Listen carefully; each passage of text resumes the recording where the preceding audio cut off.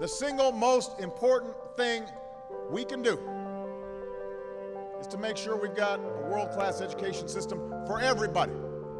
That is a prerequisite for prosperity.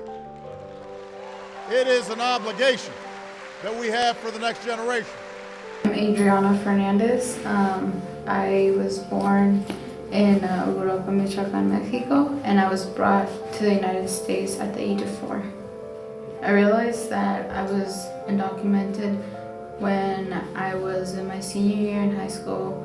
I was applying for the UCs, and the FAFSA came up, and I had to write down this thing called the Social Security number, in which I asked my mom, and that's when she told me that I was undocumented and that I didn't have a Social Security number, which meant that I wasn't able to get financial aid or an ID or driver's license.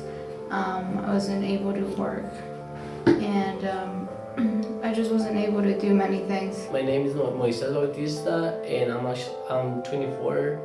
I was 17 when I got here. When I was coming here, I knew that I was undocumented, right? And so the way it's actually affecting me is that I cannot apply. Since I'm in school, I can apply to like different scholarships, like my other friends can. My life would be a lot of different things. I wouldn't be like in that pressure of like thinking how am I gonna pay for my studies once I get to like a 4-year university.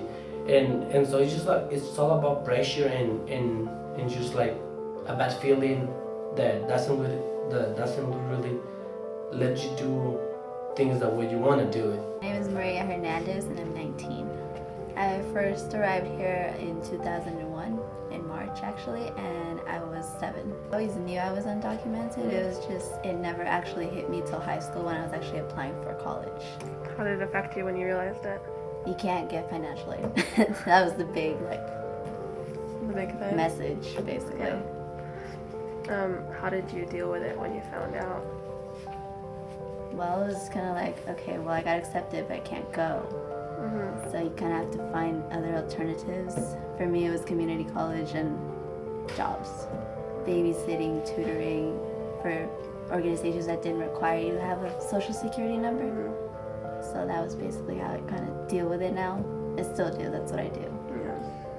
How did it feel, like knowing that people could go to, like your friends could go to school because they had a social?